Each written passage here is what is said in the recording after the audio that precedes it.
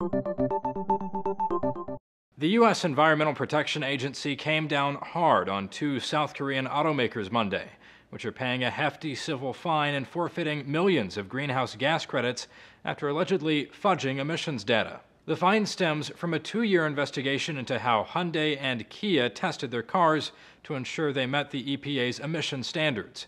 The government accused the two companies of cherry-picking data and manipulating road tests to inflate the fuel efficiency ratings of 1.2 million vehicles. The disputed numbers allowed Hyundai to claim its cars got 40 miles per gallon and led dealers to show bogus efficiency information to consumers, which, according to the government and the competition, unfairly weighed the market in their favor. The out-of-court settlement breaks down like this. The two companies will pay the U.S. government a $100 million fine, the largest ever under the Clean Air Act.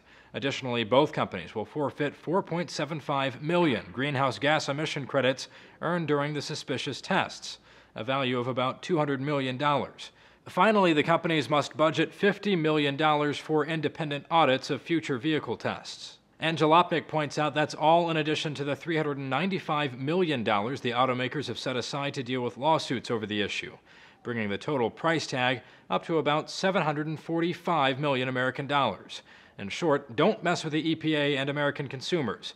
It can cost you a lot of money.